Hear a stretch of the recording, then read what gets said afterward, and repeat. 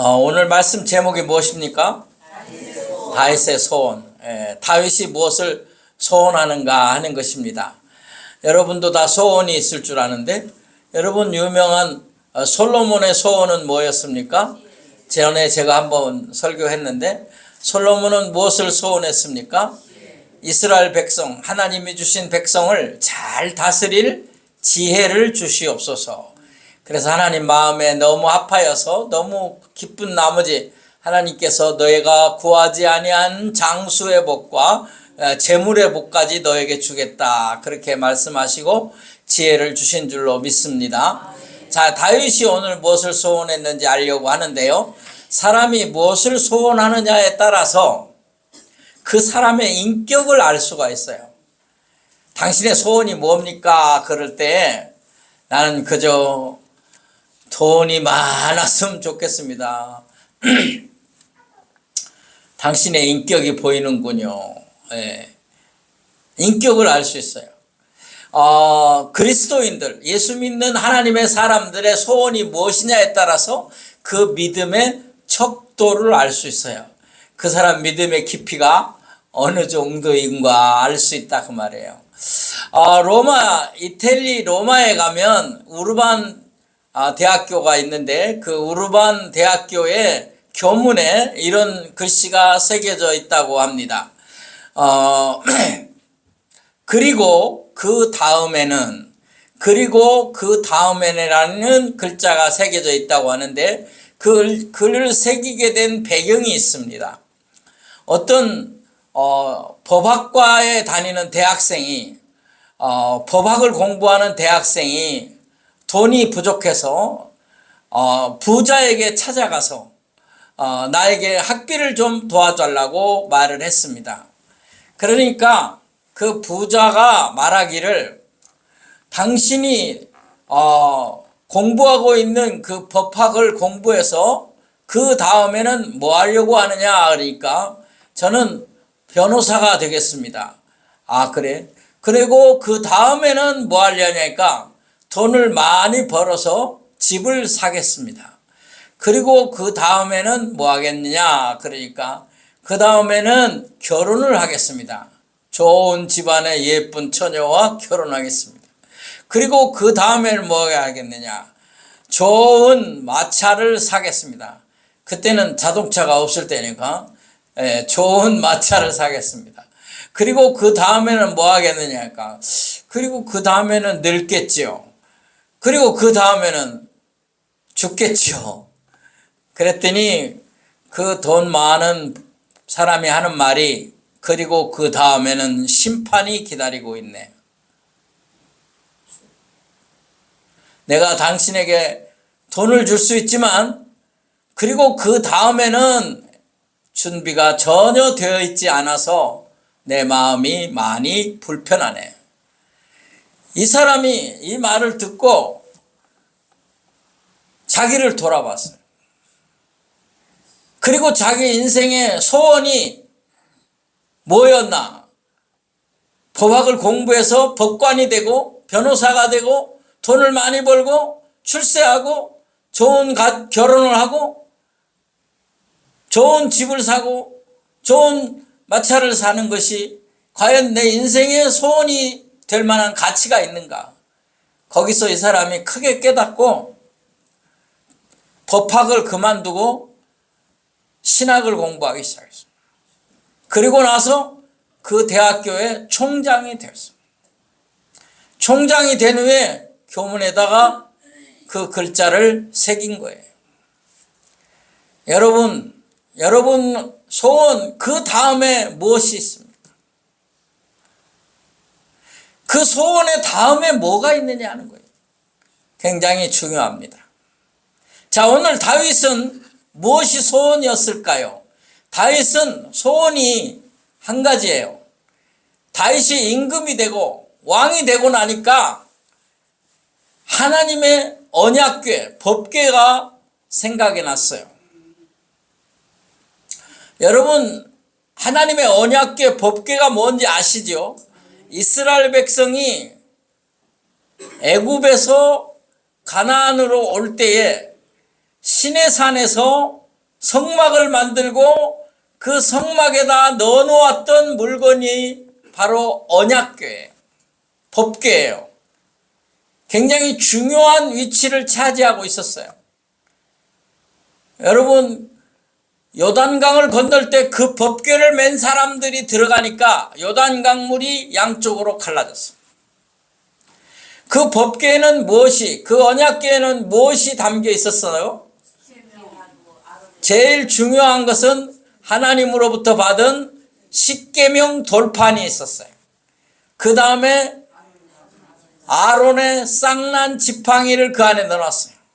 또 그 다음에 광야에서 먹었던 만나를 담았던 항아리 넣어놨어요.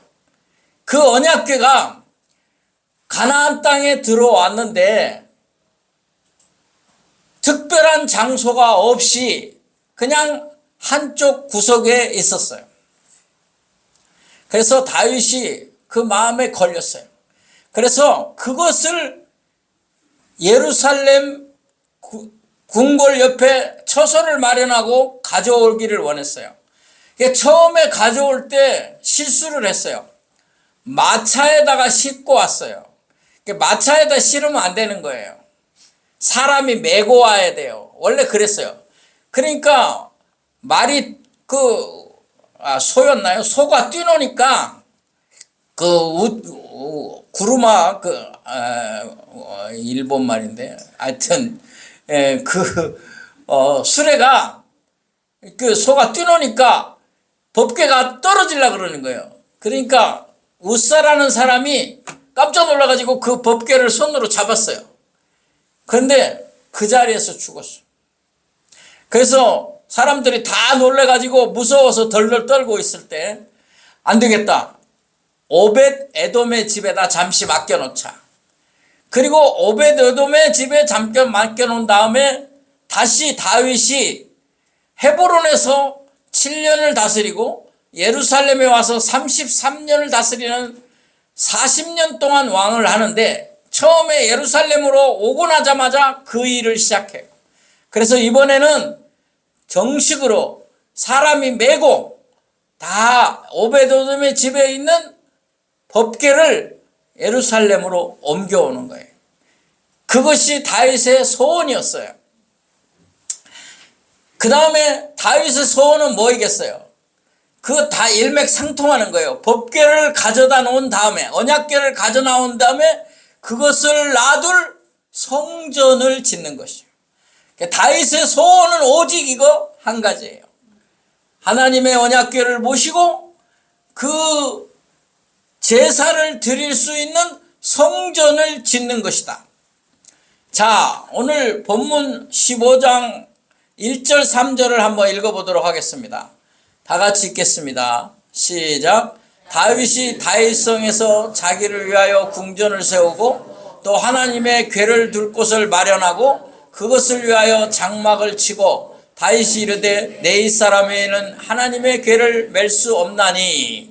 조금 더 보겠습니다. 이는 여호와께서 그들을 택하사 여호와의 궤를 메고 영원히 그를 섬기게 하셨음이라 하고 다윗이 이스라엘 온 무리를 예루살렘으로 모으고 여호와의 궤를 그 마련한 곳으로 메어 올리고자 하여 그랬습니다. 뭐를 하려고 했어요? 이 법궤를 메고 올리고자 함이었어요. 지금 보여드리는 것이 바로 언약궤인데 이 언약궤는 가시나무 조각목으로 만들고 전부 다 금으로 쌌어요. 금으로 싸고 아까 말씀드린 것들을 안에 넣어놨어요.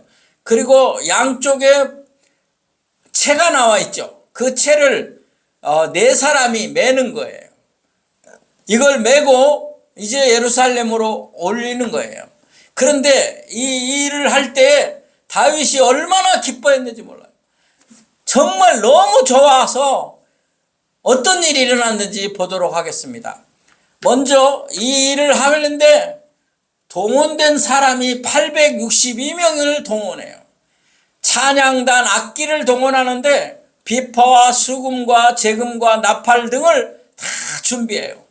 그리고 사람들이 다 즐거워하고 이렇게 기뻐할 때 다윗은 배 에봇을 입고 춤을 춰요. 막 기뻐서 너무 좋아서 춤을 춰요.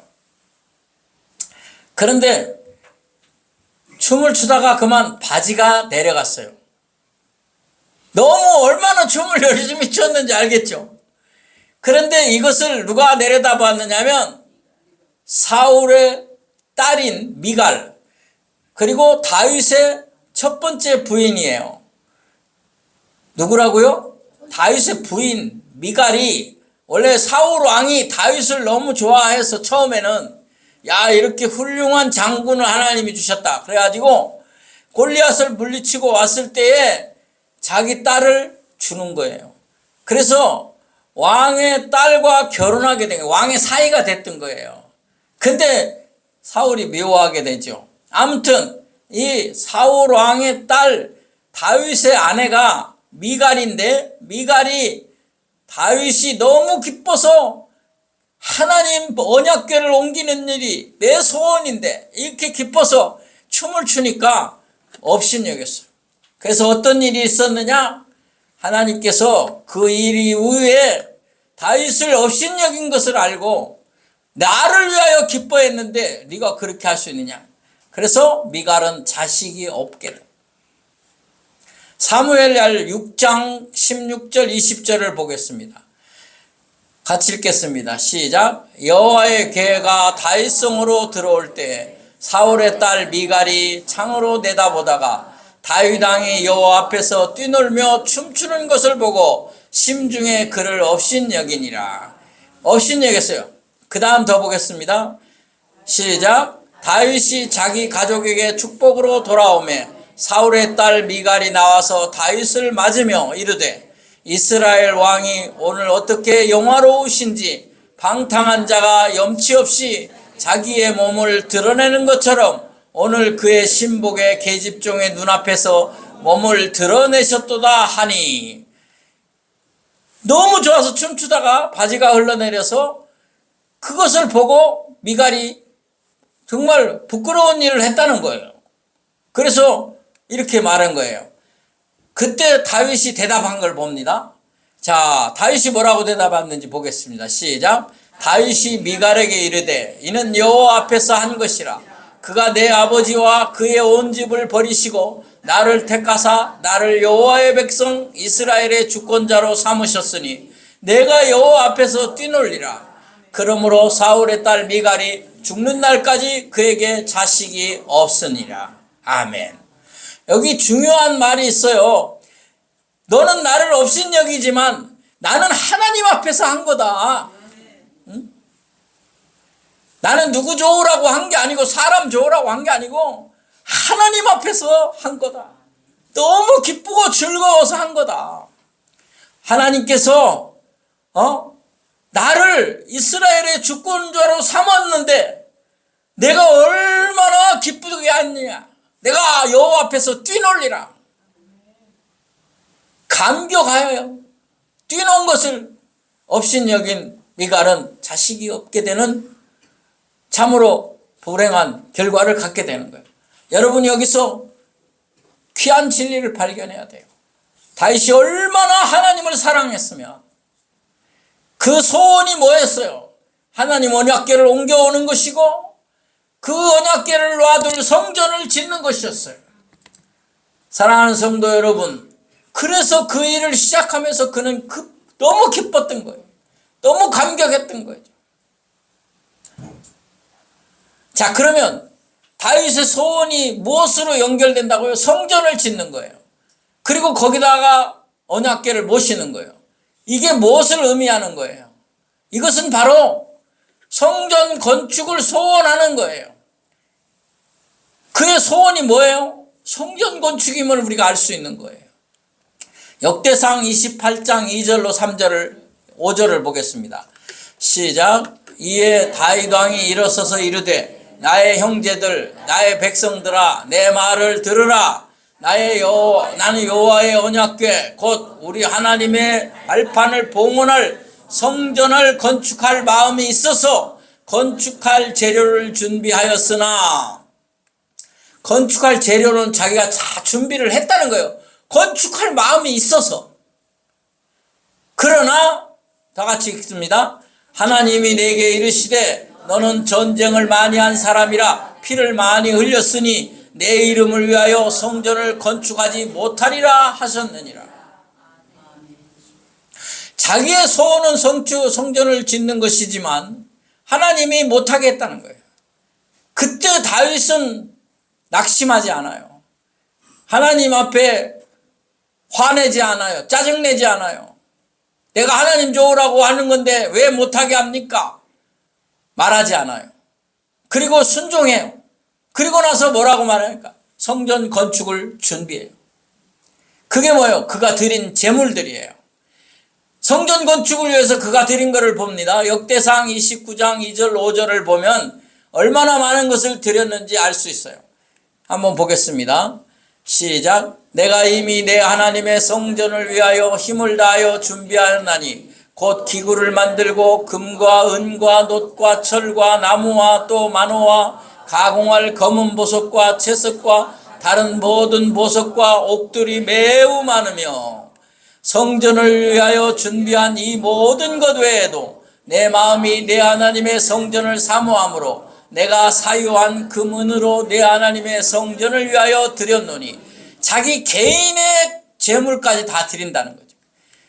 다시 시작. 곧 오빌의 금 3,000달란트와 순운 7,000달란트와 모든 성전 벽에 입히며 금은 그릇을 만들며 장인의 손으로 하는 모든 일에 쓰게 하였노니 오늘 누가 즐거이 손에 채워 여호와께 드리겠느냐 하는지라.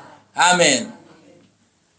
제가 그 전에 이 금이 얼마나 되는가 계산을 한번 해본 적이 있어요. 이 달란트 금이 얼마나 되느냐, 지금으로 환산했을 때 1톤 트럭에 176대예요. 176톤 금이. 더 말할 게 없죠. 자, 그러면 이렇게 모든 것을 준비한 다윗이 소원한 것이 성전 드림 위함인데 그 다음이 뭐냐는 거예요. 다윗의 소원 그 다음에 그리고 그 다음은 바로 예배예요. 다윗이 소원한 것은 뭐냐? 언약궤를 옮겨오고 성전을 짓는 것이지만 너는 못 짓는다 해도 모든 걸 준비해서 놨어요. 그런데 이게 다 뭐와 연결이 되냐? 그리고 그 다음에는 좋은 집을 사야지, 그렇죠? 그리고 그 다음에는 뭐예요? 하나님께 제사드려. 아멘 합시다. 하나님께 예배드려. 그게 그의 소원이에요. 예배가 얼마나 중요한가. 첫 번째, 예배에 대해서 제가 몇 가지를 정리해 놨습니다. 첫 번째, 예배는 하나님 말 높이고 찬양하고 영광을 돌리는 것이다. 여러분이 지금 예배 드리러 왔어요. 그건 지금 누구를 찬양해요? 하나님을 찬송하고 높이는 거예요. 하나님께 영광 돌리는 거예요. 여러분, 다윗이 시편을 몇 개 뺀 150편을 지었어요.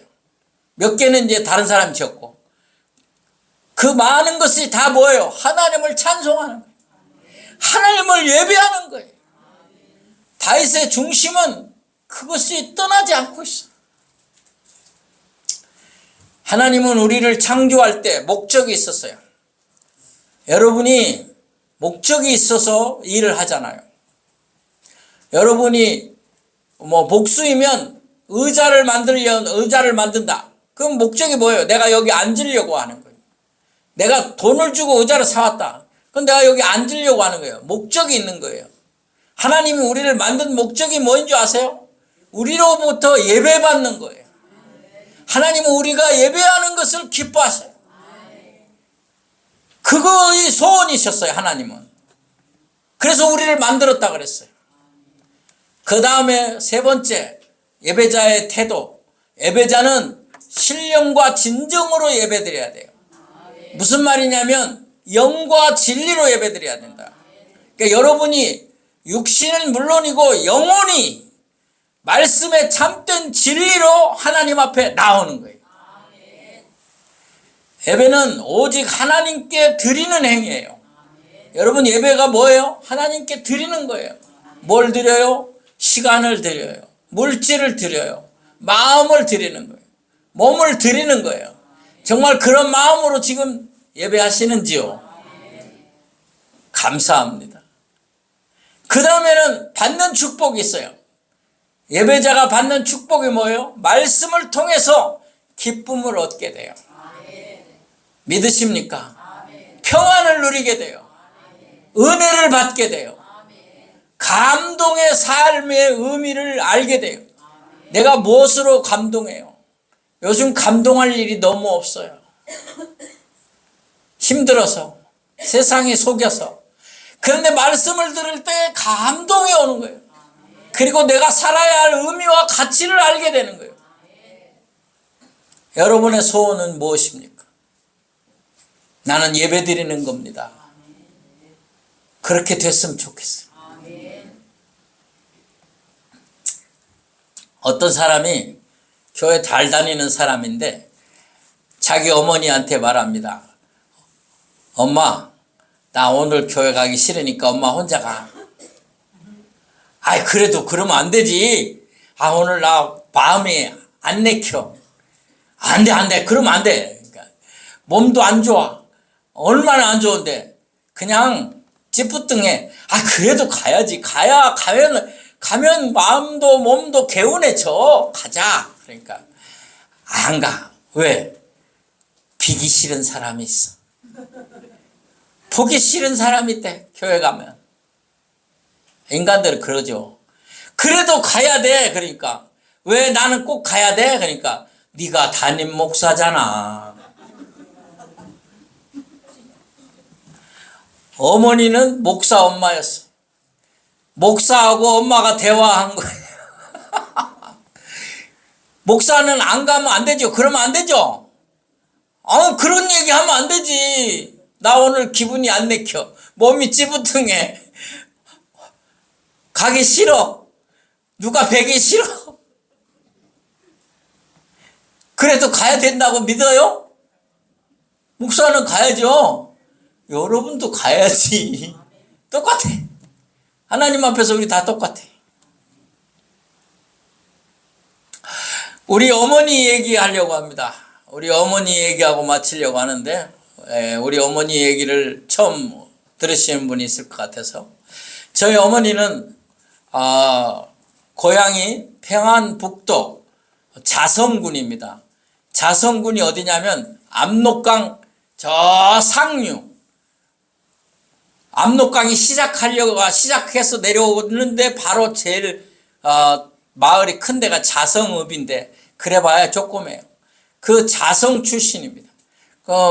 북한의 제일 추운 곳이 옛날에 여러분 학교 다닐 때 공부했는데 중강진이라는 데요.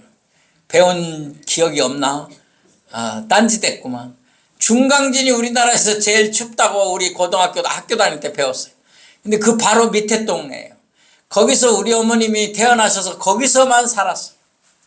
처녀가 되었는데 거기에 선교사님이 오셔서 전도를 해서 그 복음을 받고 예수를 믿었어요. 우리 어머님이 예수를 믿은 거예요. 아가씨 때. 근데 그때 지금으로부터 110여 년이 더 옛날인데 그 옛날에 예수 믿는 사람은 데려가질 않는 거예요. 뭐냐면 시집을 못 가는 거예요. 누가 데려가질 않아요. 그래도 우리 어머니는 교회를 열심히 다녀요. 예배드리러 열심히 다녀요. 근데 우리 아버님의 아버지, 그러니까 우리 할아버지가 평안남도 영원군 오남면에서 면장을 하고 계셨는데 면장을 하시면서 그 일제강점기에 공금과 모든 돈을 털어서 독립군한테 죽어버리고 만주로 피난을 갔어요. 그래서 저희 아버님이 아무것도 없는 아버지와 함께 만주에 피난 가서 살다가 결혼을 못하는 거예요. 나이가 먹었는데도. 그래서 우리 아버지가 만주에서 압록강을 건너 자성으로 오셔요. 거기 와서 장사를 하고 일을 하면서 돈이 없어서 결혼을 못하는 거예요. 왜냐하면 거기는 부인을 데려오려면 지참금이 있어야 돼요. 나는 그게 맞는다고 하는 거예요. 귀한 딸 데려오는데 오히려 바리바리 싸서 보내야 되는 게 이게 안 맞다고 생각해요. 그래서 나는 귀한 딸을 데려오려면 돈을 주고 데려와라. 그 집 식구가 되는데. 그래서 지참금이 있어야 되는데 우리 아버지가 지참금이 없는 거예요. 그래서 장가를 못 가고. 그런데 여기는 교회 예수 믿는다고 시집을 못 가는 거예요. 누가 그 얘기를 들으니까 딱 맞거든. 그래서 다리를 놓았어요.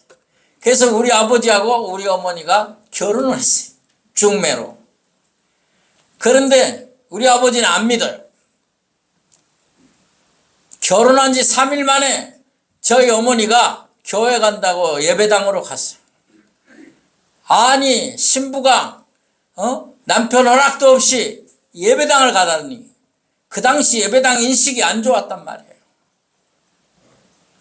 그래서 저희 아버지가 예배당을 가가지고 예배드리는 저희 어머니의 머리채를 끌고 나왔어요. 그리고는 절대로 가면 안 된다. 나하고 살려면 가지 마라. 그렇게 단단히 일렀지만 그 다음 주일에 또 교회에 갔어요. 또 예배드리러 갔어요. 남편한테 말했어요. 예배는 나의 생명입니다. 내가 예배를 드리지 않으면 나는 죽은 거나 같습니다. 어렵게 장가 갔는데 호랩이 되게 생겼단 말이에요. 아무리 공포를 놓고 엄포를 놓아도 예배당을 가는 거예요. 때리기도 했어요. 그래도 예배당을 가는 거예요.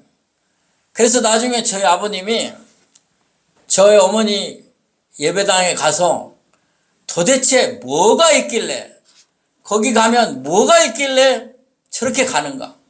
생명을 내대고 가는가? 어떤 놈이 있는가? 가서 앉아서 억지로 오지만 무엇이 있길래 저러는가 하고 예배를 드렸어요.